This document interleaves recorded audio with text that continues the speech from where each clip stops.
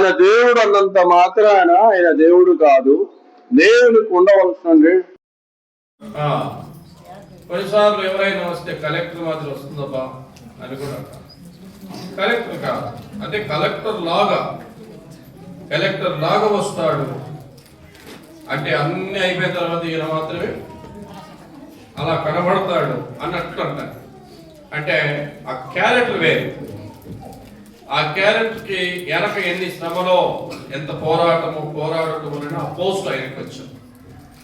అట్లాగే ఎవరిని పడితే వారిని దేవుడని పిలవడానికి పిలవచ్చునేమో కానీ వాళ్ళు దేవుళ్ళు కారు. దేవుడు ఏమై ఉన్నాడో, దేవుని గుణగణాలు ఏంటో, మానవ యొక్క గుణగణాలు ఎలా ఉన్నాయి, దేవునికి గుణగణాలు ఎలా ఉన్నాయో మనం పరీక్షించాలి, పరిశోధించాలి. మనము మనుషులము. దేవుడు అనే వ్యక్తి మనలాంటి వాడేనా లేక ఆయన ప్రత్యేకమైన వాడా? ఇవి మనం ఆలోచించవలసినటువంటి అవసరత ఉన్నది. ప్రియులారా, ఈ రోజుల్లో చాలా మందికి ఈ విషయం తెలియక పొరపాటు పడుతూ ఉన్నారు. ఏది పడితే అది దేవుడుగా పిలవడం, ఎవరిని పడితే వారిని దేవుడుగా పిలవడం అలవాటుగా ఆనువాతిగా వెళ్తున్నాం, మనం చూస్తున్నాం.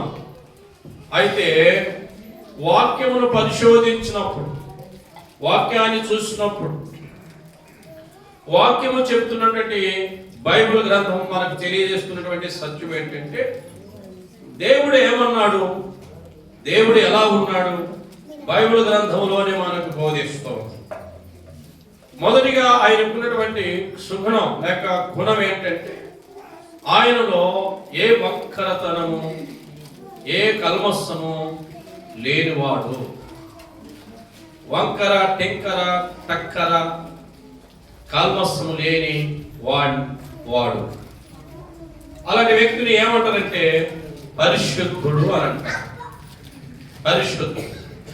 ఇప్పుడు చూడండి, మనుషులందరూ కూడా మన మనుషులందరిలో కూడా ఎదిగితే పరిశుద్ధుడు ఎక్కడైనా మీకు కనబడతాడా అనగా వంకర లేనివాడు, కల్మస్ము లేనివాడు, కలితి లేనివాడు, పాపము లేనివాడు, తప్పు చేయనివాడు ఎవరైనా మనకు కనపడతారా అని చూస్తే ఎక్కడ కూడా ఎవరు కూడా మనకు దొరకరు. ఎంత వెతికినా ఒక పరిశుద్ధుడు కూడా మనకు కనపడదు. ఎందుకంటే బైబిల్ చెప్తుంది, వేదాలు పురాణాలు కూడా చెప్తుంది. మనుషులందరూ కూడా ఏమై ఉన్నారంటే మనుషులందరూ కూడా ఏదో ఒక పాపము చేత పట్టుబడుతున్నారు, ఏదో ఒక పాపం చేస్తూనే ఉన్నారు, ఏదో ఒక తప్పు చేస్తూనే ఉన్నారు. తప్పులు రకరకాలుగా ఉండొచ్చు, కానీ ఆ తప్పు మనిషిని ఏం చేస్తుందంటే పాపిగా మార్చుతుంది, పాపిని బోధిస్తుంది, మనకు తెలియచేస్తుంది. అయ్యో నేను తప్పు చేసినానని నువ్వు ఎప్పుడు అనుకుంటావంటే నీలో పశ్చాత్తాపం వచ్చినప్పుడు.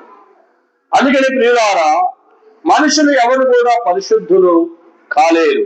కొంతమంది అంటారు, నేను మాంసం తినమండి పరిశుద్ధులం కాదా అని అంటారు. మాంసం తింటే నువ్వు పాపివని ఎవడన్నాడు? నేను అబద్ధం ఆడనండి నేను పరిశుద్ధుని కాదా అని అంటారు. నువ్వు అబద్ధం ఆడనంత మాత్రాన నువ్వు పరిశుద్ధుడు ఎలా అవుతావు అని అంటే, పరిశుద్ధత అనేది మన రక్తములో రావాలి.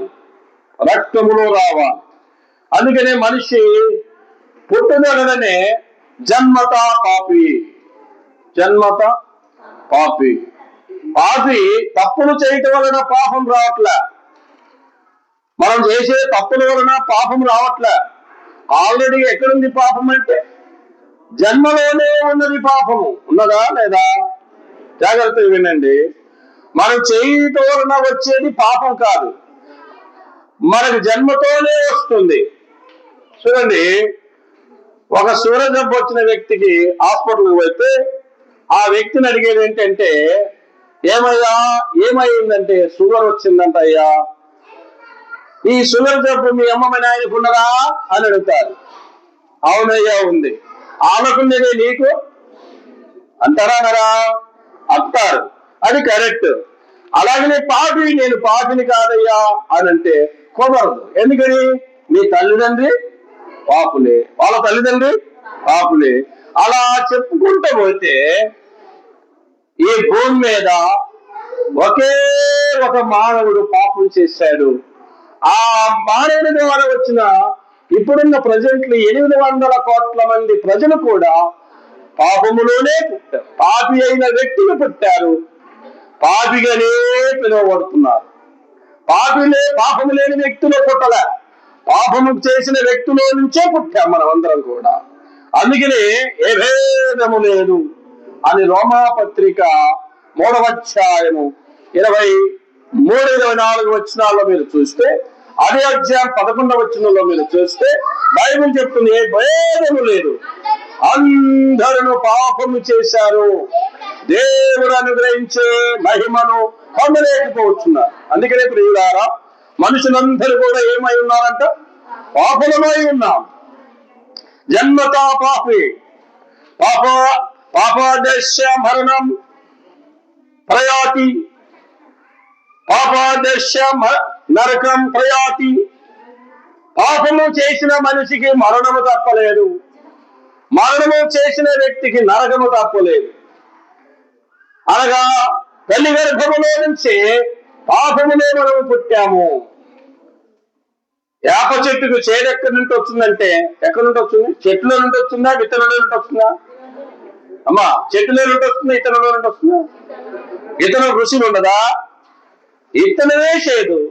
ఇతనముల నుంచి వచ్చిన మొలక కూడా సేదే, ఆకు కూడా సేదే, కొమ్మ కూడా సేదే, అన్ని కూడా చెప్పండి అన్ని చేదే.